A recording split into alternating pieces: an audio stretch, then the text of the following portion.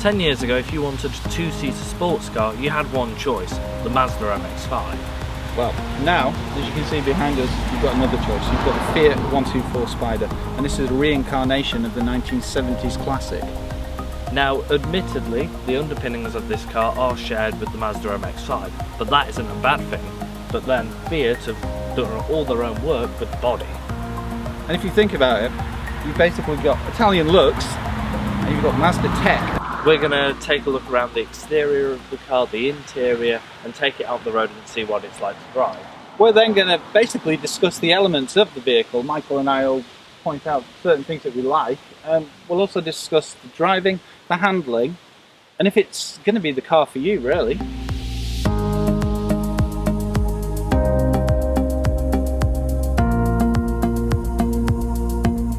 Stepping into the 124, you're met with a premium experience. You've got stitched leather on the dash, on the steering wheel and on the seats. You've got soft touch materials, and you've also got plenty of tech on this car.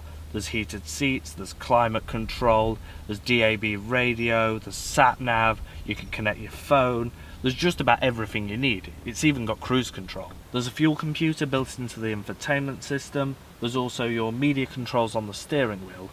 The main infotainment is also controlled by this circular dial, which is actually quite intuitive once you get used to it. There's also USB and auxiliary ports down here to charge things like your phone. Now when it comes to practicality, you've got to remember that you are in a two-seater sports car. There's no door bins, but there is a central storage area here. There's a storage area back here for things like a bottle of water. And there's also these cup holders which are movable, and you can put them down here or you can put them up there out the way. Now you may be wondering, as this is a convertible, how easy it is to put the roof up and down. Well, you just pull this latch here and there you go.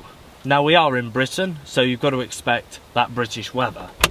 The roof is just as easy to put down when you get that little burst of sunshine. Overall, the 124 is a very refined experience. The things like climate control and the Bose speakers in the headrests do make it a very nice place to be in here. Coming around to the rear, you've got no rear seats, but the roof does fold away nicely and it doesn't compromise the boot space.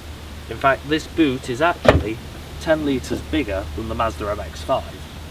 Now admittedly, you're not going to get the entire family's camping gear in here, but you will get two relatively large bags for going on a weekend away in there. There is no spare wheel, but there is also a puncture repair kit with a can of tyre foam and a compressor.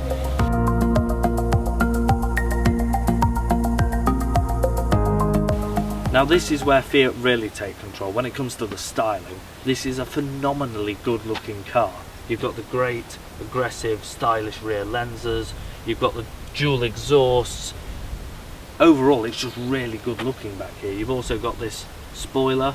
Now, even though this is a very small car, you still have got reversing cameras and parking sensors back here as well. Coming to the side of the car, you've got these aggressive, sporty lines that run throughout.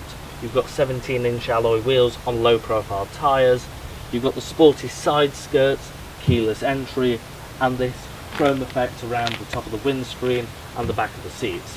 Coming to the front of the car, it gets even better. You've got these aggressive lines in the bonnet, you've got these retro style lights with the angel eyes and also LED daytime running lights.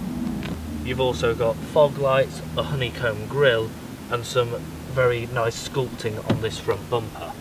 Fiat have done really well with this car. The only way you're going to get anything that looks better than this is if you go and spend silly money, but it looks far better than any of its competition.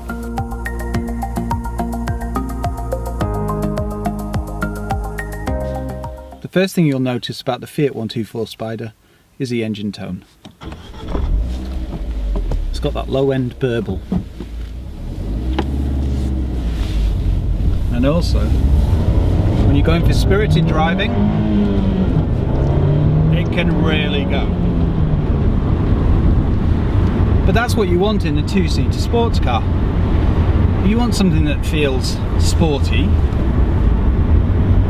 yet handles extremely well, and has an engine that will pull you out of trouble. And if you accelerate hard in this car, it'll put a smile on your face. Now, handling wise, it's very, very intuitive. because it's rear wheel drive, when you go around the corners, you can feel it. It kind of tells you how the road's going to feel, and you know, it gives you a lot of good feedback.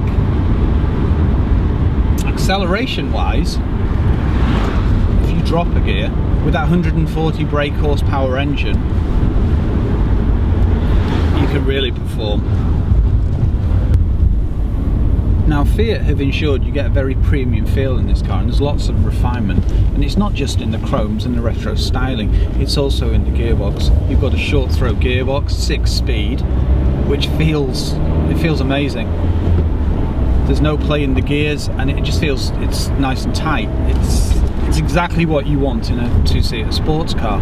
Engine with the turbocharger, the combination is just perfect. Now the thing you have to ask yourself with a sports car is this the kind of car that you could do a daily drive in? And realistically, yes. Okay, it's very firm, it handles exceptionally well, it's very tight when going around corners. But at the same time, it's not too rugged and it's not too firm that it imposes on your drive.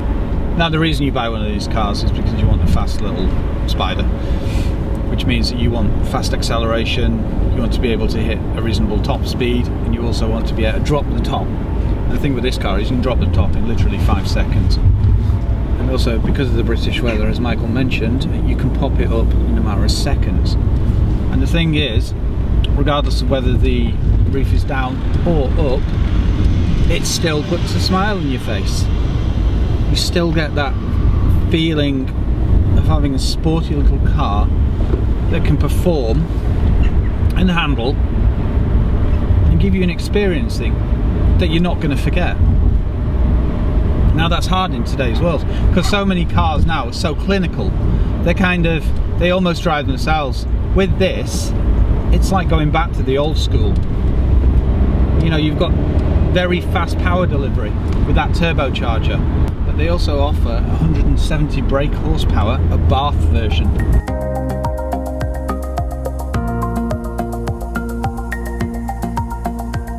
Well, it's Italian and it's Japanese. It's a perfect collaboration between Fiat and Mazda. Like, all the basic underpinnings are all Mazda, but then this very, very nice looking body is all Fiat's own work. As you can see, the sculpture really works.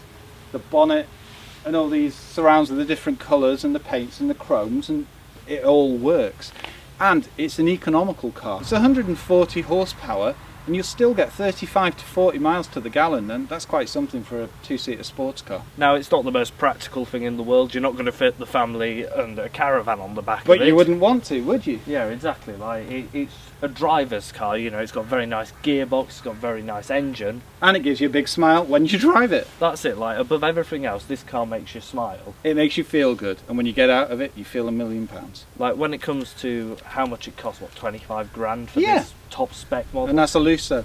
Then Lusso Plus? Yeah, Lusso Plus. Now, you know, you can't really beat it for that kind of money. No, you can't. For more great impartial car reviews, check out our YouTube channel. Thank you for watching.